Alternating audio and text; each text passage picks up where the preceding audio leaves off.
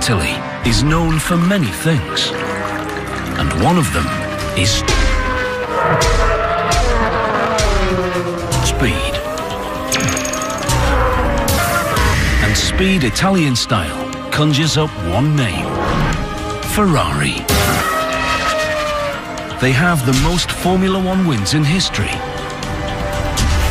But the company has hit a speed bump. Consumer sales are unsteady.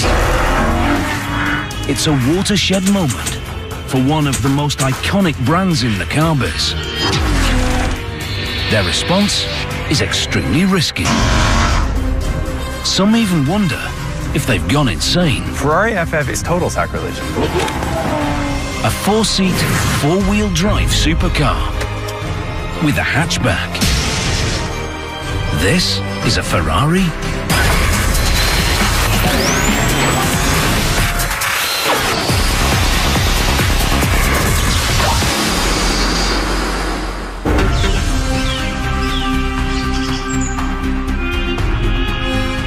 For many auto enthusiasts, Maranello, Italy means only one thing: Ferrari.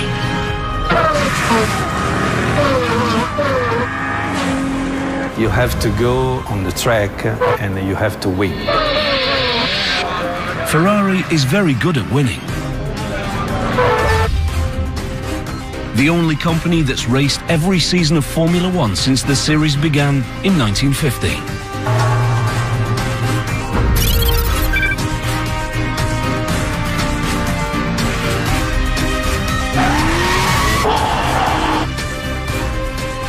Just the name conjures up automotive romance.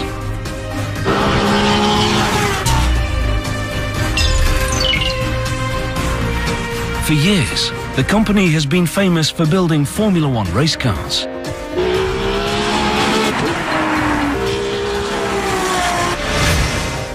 And its consumer counterpart, sexy two-seat supercars.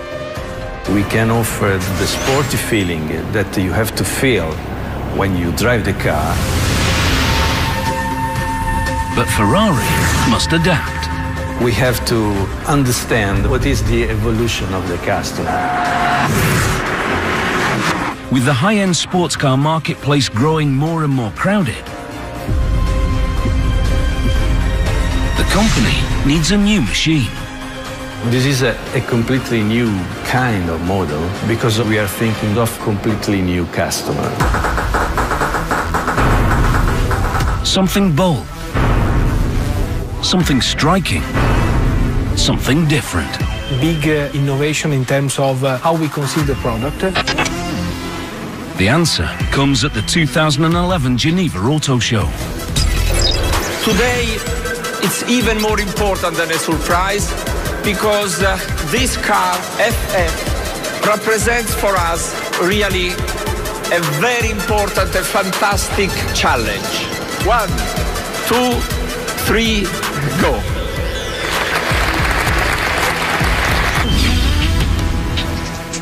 The Ferrari FF.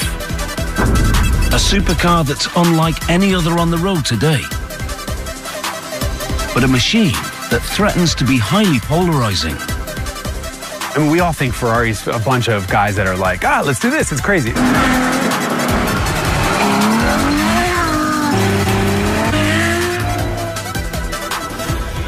The design of the machine is a significant departure and a huge gamble for the company. The purists are going to say, well, it's got to look like a sports car, but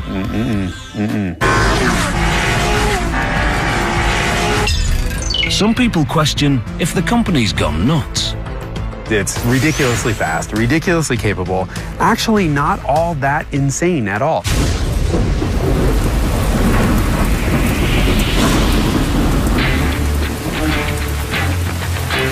But Ferrari feels it has to shake up the marketplace.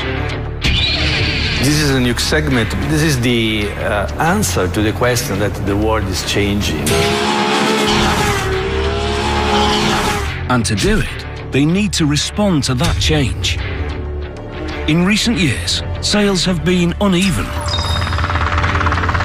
Although people who can afford a Ferrari were less affected by the economic crash, it certainly made sales unpredictable.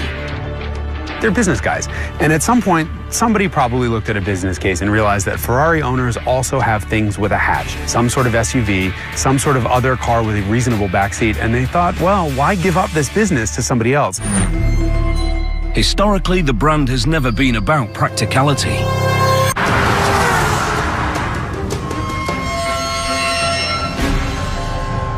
But now, in order to stay at the front of the pack, they have to be.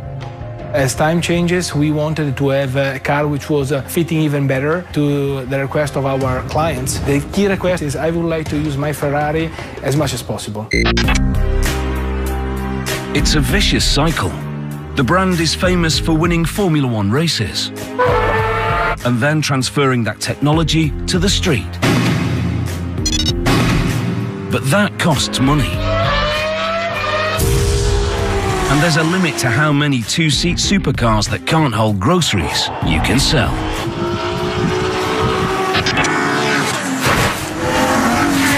The FF is Ferrari's attempt at saying, okay, if you want to drive your Ferrari all year round and you need a trunk and you need a backseat, here you go. In the car world, the FF is also a classically Italian machine. It's a car that causes an immediate emotional reaction the moment you see it. You either love them or you hate them. Ferrari FF is a shooting brake, which is a really bizarre term for a two-door station wagon. The term shooting brake originally referred to a car that carried hunting parties around private estates.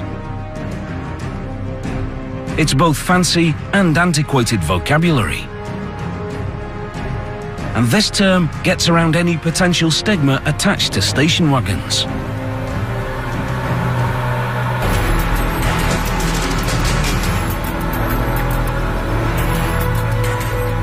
The car is conceived to be a car for 4 people. Being a car for 4 people means that you need to have some space inside, and this is also, of course, shaping the car outside. Shape and style are everything at Ferrari, for both the cars and the factory.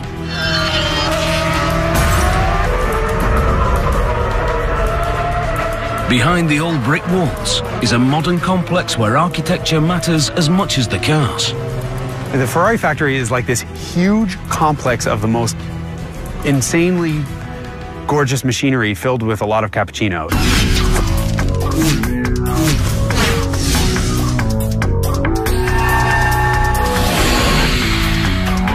The factory is spread out over a 250,000 square meter campus.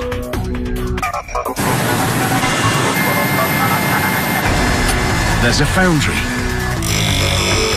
a milling facility, a paint shop, a final assembly line, and even a wind tunnel. It's a place that treasures history and cutting-edge futurism. It is not what you'd expect from Italy because it's kind of corporate and it's kind of clean and everybody is doing exactly what they should. But when you start noticing the way the robots move and what exactly they're building, then it becomes special. Special because a company philosophy links the quality of its cars with the quality of its workplace.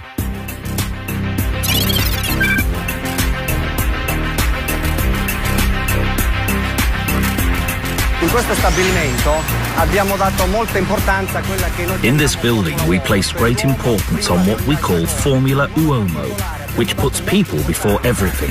We put great emphasis on light in particular.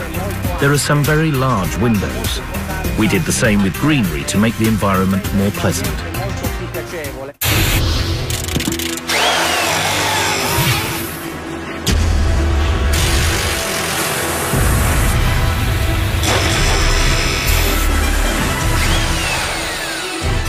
Few would question the beauty of the Ferrari factory. But some purists question the looks of the new FF that's built here, going as far as saying the brand sold out its soul. but it's hard to argue with the performance.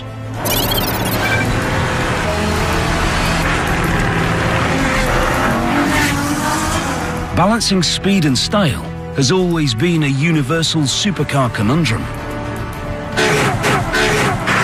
There has been a lot of studying from a design point of view, the best compromise in order to have a car which is still sporty, because this is a Ferrari, but at the same time is not aggressive. Some situation needs also to be elegant.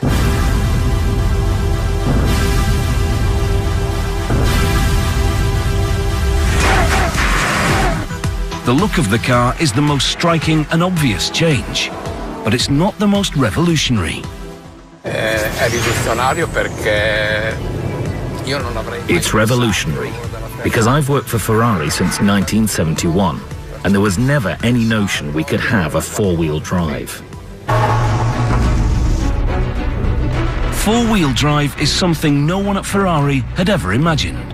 Four-wheel drive is meant to allow to use the car maybe when it's raining, maybe on the snow. So all those kind of situations where you would normally not imagine to use the Ferrari. It's also something that the company has never done before. Our first four-wheel drive, but this car is a Ferrari. This means that you have to enjoy yourself when driving the car. Ferrari's lack of experience with four-wheel drive could have been a major weakness. Instead, they make it a strength. They break with convention and take another risk. This is a new solution, an original solution for a four-wheel drive. The FF represents a major breakthrough because of its truly unique four-wheel drive system. There's nothing like it on any other car in the world. The company takes a Formula One racing approach. Lighter is faster.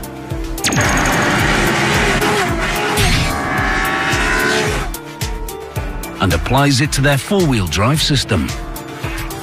What's the problem for a normal four-wheel drive? The most important problem is the weight. Weight is the enemy for all supercars.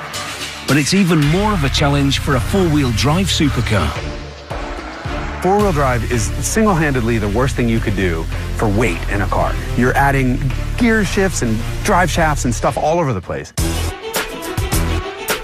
In a conventional four-wheel drive machine, the engine sends power to a transfer case. The transfer case distributes energy in two directions, using two different drive shafts. Ferrari's solution is to ignore the transfer case completely, and instead uses two different transmissions, but only one drive shaft. The technology might be complicated, but the result is not. The FF is fast, very fast, with a top speed of 335 kilometers an hour.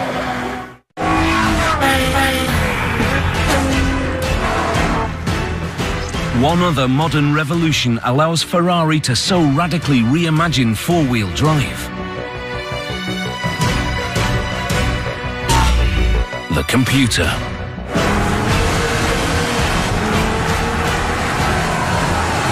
The surprise is it's got a 7-speed automatic in the back and a 2-speed automatic in the front, and the computer just kind of slips clutches and figures out how to make it all work. And as a driver, you don't know what's happening, it just works. The computers were developed by the company's Formula One team. Like always in Ferrari, we're doing innovation. Being this technical innovation is in our DNA. We also always have strong link with our past. There is a direct and immediate connection between Formula One and the FF. We have three important phases that we are working with the Formula One: engine, aerodynamics, and electronics.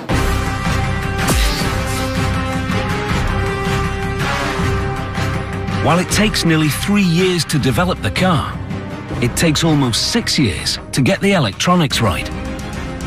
We developed together with the Formula One guy, a lot of algorithms that are our algorithms. The result is a variety of new electronic systems. Using formulas developed by the race team. All those systems operate as one, integrated into a single computer system. What we have now is an integration of each subsystem controls that let us to optimize the whole car. The car's computer also manages its engine. I would like to start with the engine because for sure is the most important component of the car. So this is the completely new V12 with 660 horsepower. If high performance is the brand's most identifiable trait, then making money comes in a close second.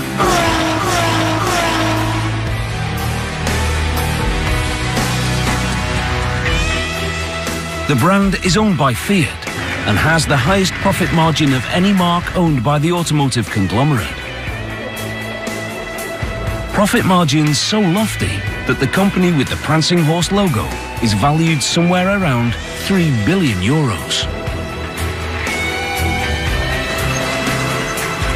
Analysts peg the entire Fiat Group's net worth at around €8 billion.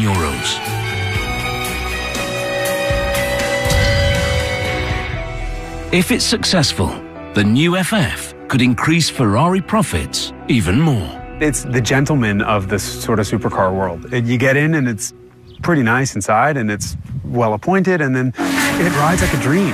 The joke is, here's a car that can keep up with a Ferrari 458 Italia on the racetrack and you're driving on the street, you might as well be in some Lexus.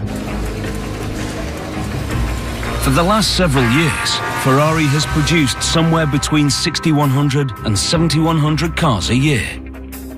The FF could potentially raise that number by 15%. We have in Maranello here all the possible areas where we build actually Ferrari. So we start from engines, and this is where we build, just across the road, we build them.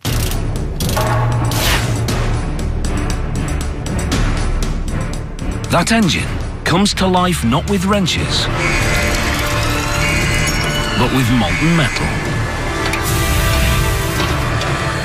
If your image of a foundry is a dark, dirty place with flames flashing all over, Ferrari's a surprise.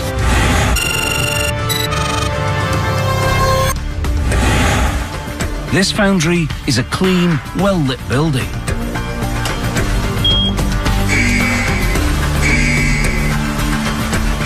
That looks more scientific than industrial.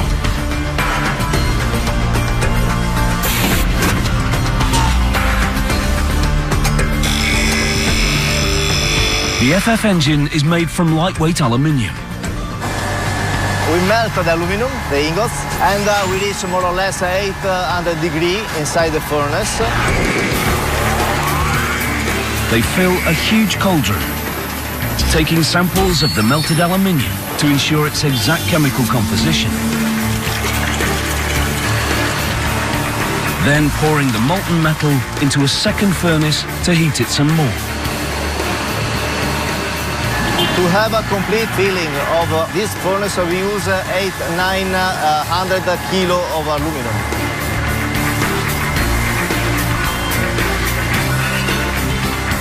It takes about 75 kilograms of molten aluminium to make one engine. So we melt more or less 900 kilos of aluminum, which means 12 complete engine of FF. It's time to pour the molten aluminium into molds that form the basic shape of the engine parts. The aluminium is getting cooler, but temperature is still key. The temperature is very critical. We use more or less inside the mold 300 degrees. It's critical because the temperature of the mold have a very important impact on the mechanical characteristics of the engine.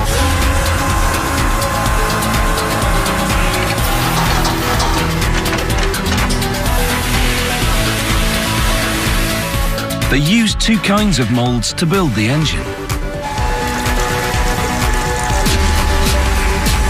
Some are made of steel and can be used over and over. The steel allows very accurate control of temperatures. It's very important to decrease very quickly the temperature of the aluminum after casting to have a good mechanical characteristics.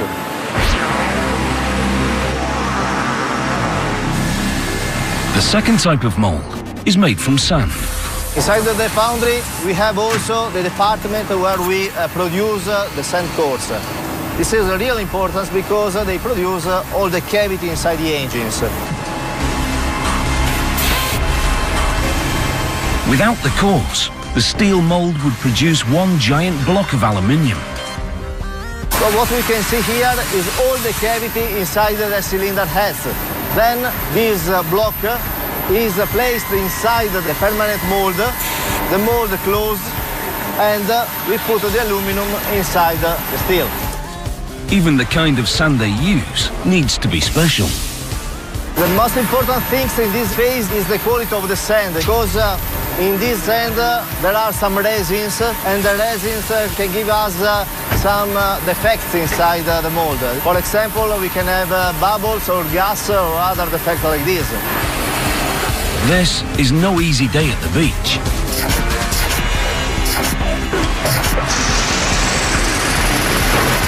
They flip the mold over.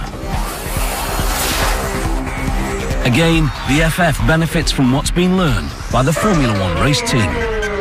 This is the same process for the Formula One. In fact, there we have a little department where we cast only Formula One components.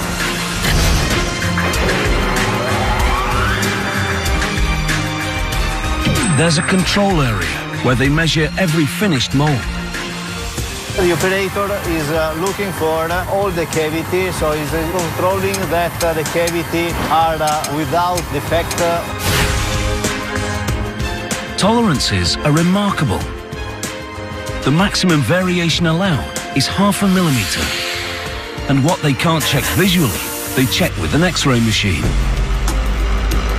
It's the first of several quality control steps that FF parts will go through. Because in launching a radical departure for the brand, they don't leave anything to chance.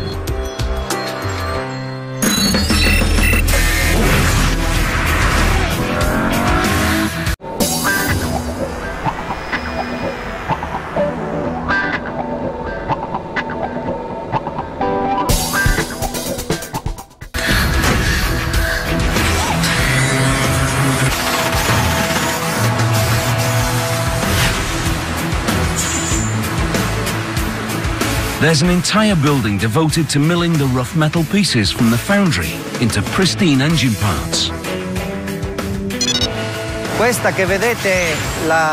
This is the building in which we do the mechanical machining of the cylinder heads, the engine block, and the crankshafts. The crankshaft, which spins the engine pistons, is the backbone of the V12. And it's one of the hardest pieces to manufacture. It takes 35 days to create just one crankshaft.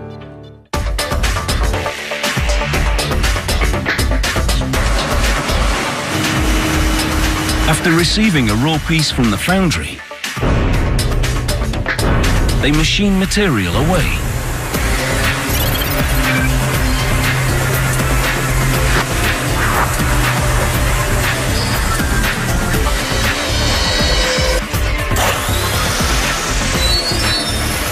Heat treated.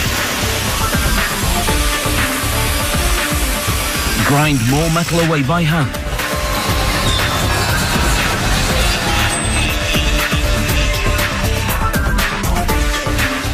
Before doing the final finishing.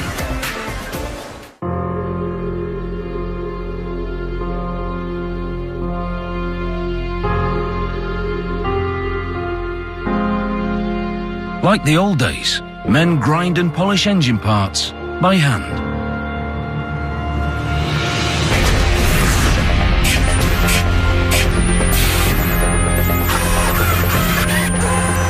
But robots get in on the action too. Moto-romantic. It's robo-romantic. It's robots. I mean, there's a lot of robots. Some people there too. But it's just, they're building art with robots.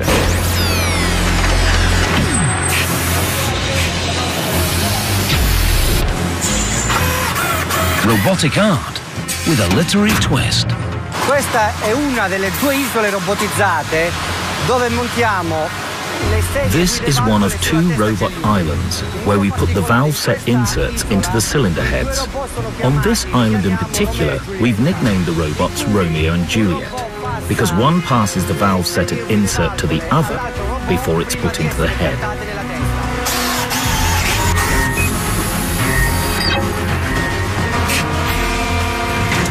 Shakespeare never imagined how cold love could get.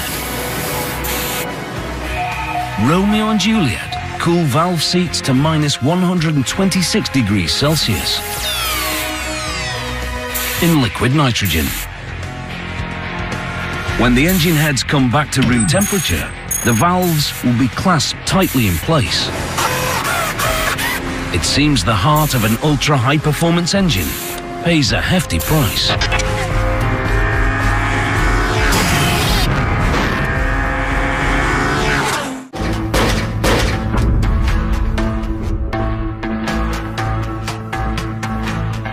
Ferrari is now ready to build the FF's world-famous V12 engine.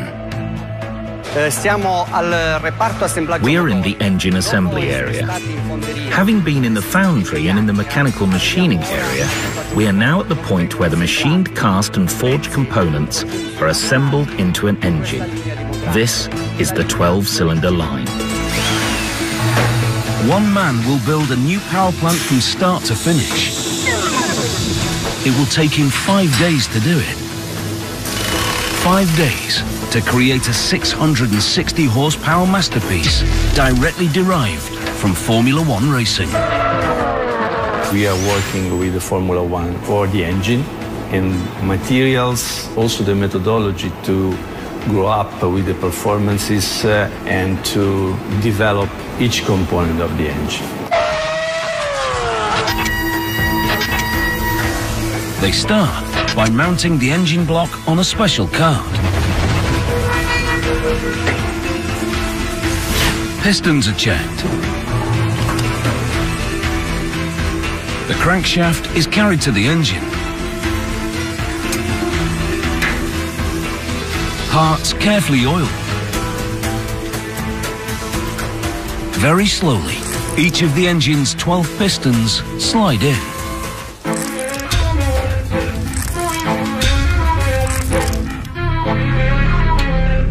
Gaskets and cylinder heads are installed.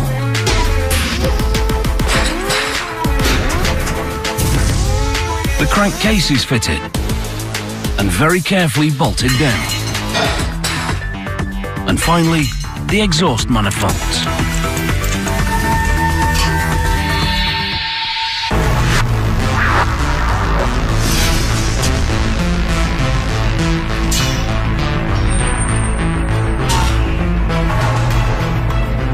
Another V12 engine is ready to be shipped to the final assembly area. A radically shaped Ferrari FF is about to be born. But first, it needs a new body. A new body made out of 23 different metals.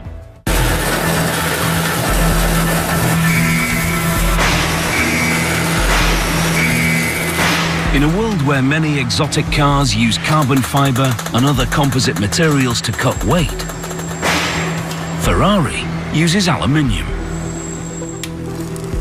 An inheritance from its early Formula One cars, which were all built with aluminium bodies. The FF is an evolution of our aluminium alloys. So in order to save every time as much as possible the weight of the car, we are specializing every part of the car with the right alloy. The FF's body is crafted at Ferrari's Scaglietti facility which is located 18 kilometers away from Maranello. It's the only part of the production process that's not done within the factory complex walls. But it might be its most artistic.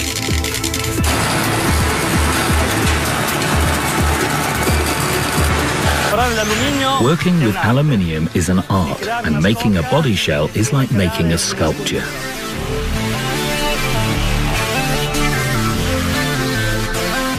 A sculpture that comes to life, piece by piece, as artisans weld them together.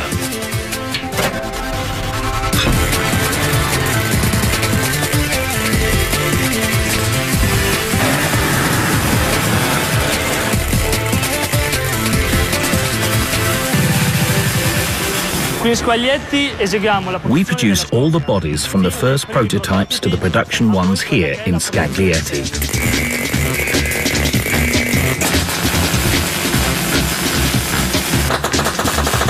60% of the body is put together by individual craftsmen.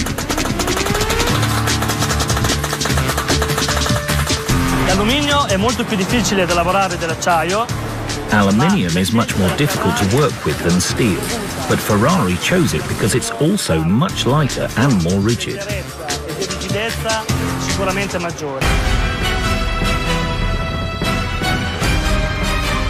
This need to combine lightness with rigidity leads Ferrari engineers to choose 23 different materials. 23 is the big number, but probably in the future we will increase this kind of number. Each part of the car must be designed in order to save the weight as much as possible. First, they place the aluminium space frame on the line.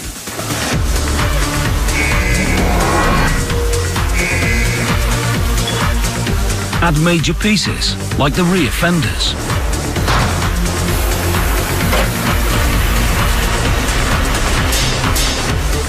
The roof.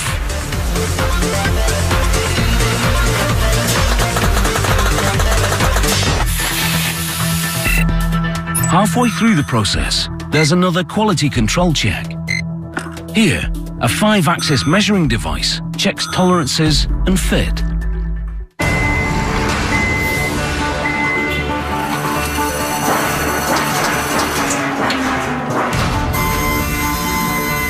They hang the doors.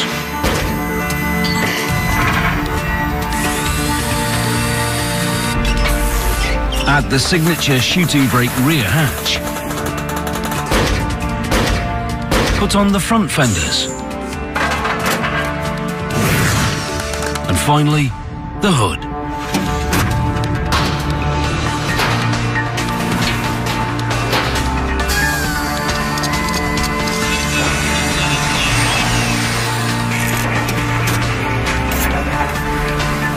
Artisans ensure the fit and finish is perfect. Before yet another quality control step.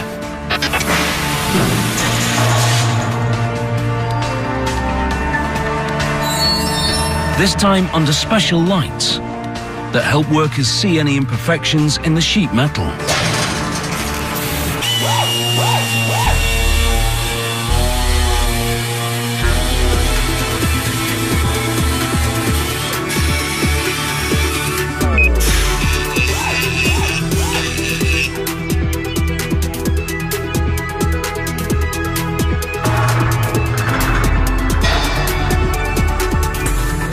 Now the finished FF body heads to Maranello.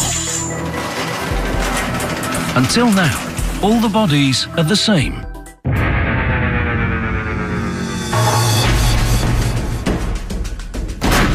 But that's about to change. Inside a room very few people ever get to see. If you're one of the lucky few who can afford such a luxurious supercar, odds are you picked out your upholstery and other options here. Nowadays, 99% of the Ferraris have at least one personalization by their owners. People who want to customize the options on their new machine. Where we are here is a tailor-made atelier. It's a very special and dedicated one. Only tailor-made clients are coming here. Clients who want their FF to be different from the plain old ordinary €233,000 FFs. So, for example, we use on the FF in this atelier, we put cashmere on the roof, so that when you touch the roof, which is normally something that is done in a very basic material, you have a very rich and different sensation. Cashmere is just one of a number of possible upgrades on the FF.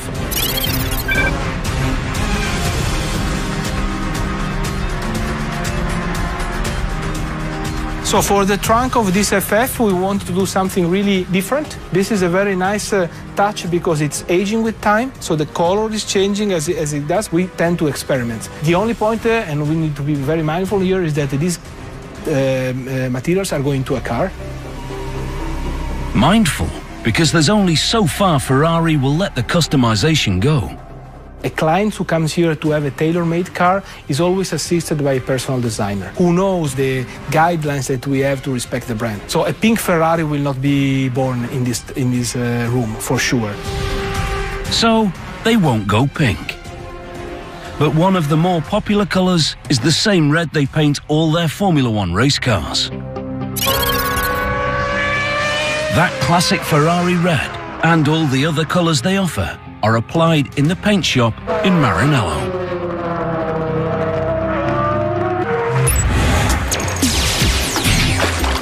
Here we are in the first main part of the process, wash and clean the car body.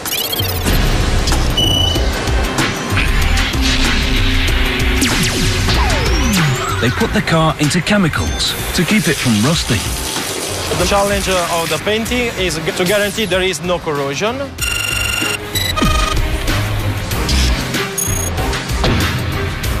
The next step after the electrocoat is the sealing application. Ultimately, a Ferrari will have 4 layers of coating or paint before it's finished. A layer of electrocoating, a layer of primer, a layer of top coat, a layer of clear coat.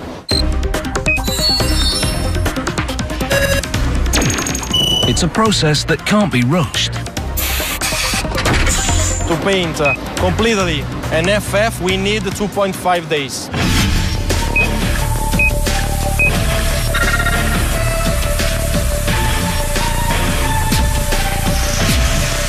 It's a lot of work for a very thin layer of paint.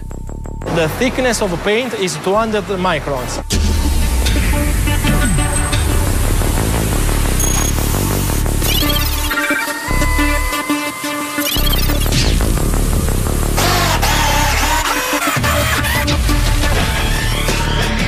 The final inspection is more important for us because it's a manual activity, visual activity, and the people are skilled to discover all the imperfection on the painting, only looking at the reflection of the light on the surface.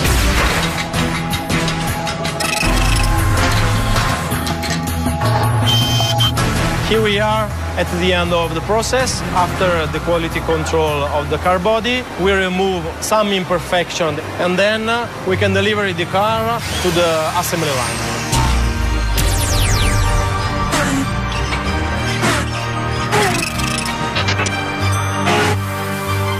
A newly painted FF is about to head off to the final assembly line. A final assembly line that's one of the keys to Ferrari's future. It's built for ice and snow. It's been through heat and flames. It's wickedly fast.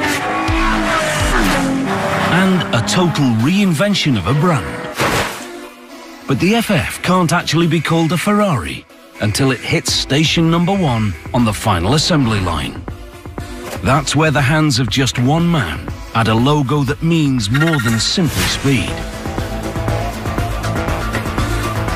It's a logo whose meaning and Formula One heritage Ferrari has decided to risk with the introduction of the FF. A machine that looks different than any other current Ferrari, but is built in a very similar fashion.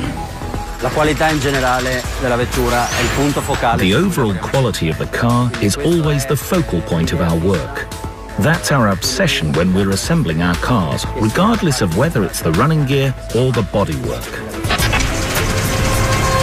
The build starts with a laser cutting machine.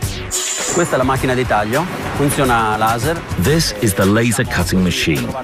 It helps us select the best parts of the leather because only the finest leather can be used in our cabins. Leather pieces that are then sent to 2 sub-assembly areas, right next to the final line. They install the monster Formula One-based CPU chip that connects all the subsystems together. Now, it's time for the dashboards.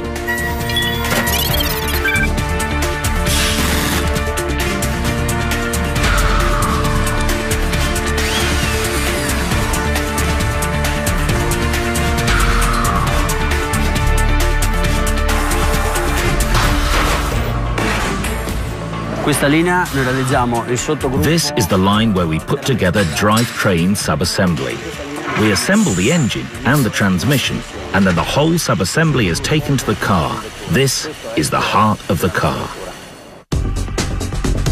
A 660 horsepower Formula One inspired heart that beats fast on the racetrack.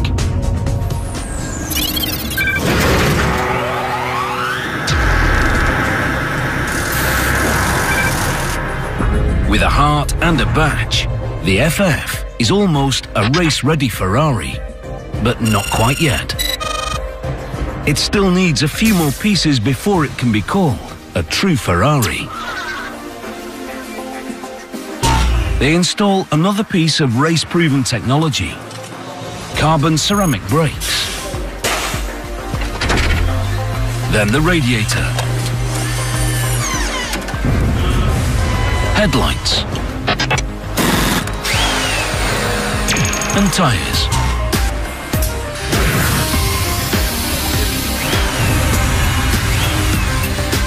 Installing the steering wheel is special, because here is where they program the Formula One design CPU chip for each FF's unique destination. It's like turning on your home computer for the first time. It asks you what country you're in, what time zone, what language you want. Now every new FF knows whether it should display kilometers or miles per hour, liters or gallons. Finally, it's time to put the finished doors on. Install the seats. And do the final quality check.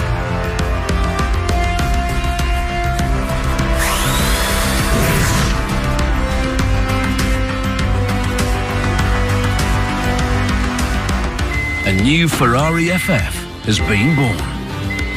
But whether some think it should have been is still a question open to debate.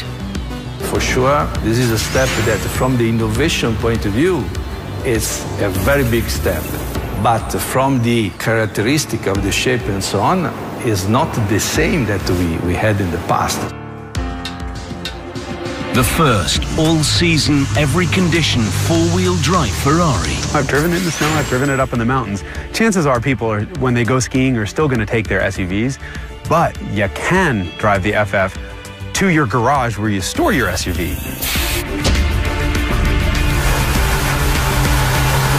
Now it's up to the marketplace to decide whether Ferrari has done the unthinkable, or simply the next logical step in a Formula One racing heritage that goes back over 50 years. Different Ferrari for different Ferraristi, different Ferrari customers. This is the new philosophy of Ferrari.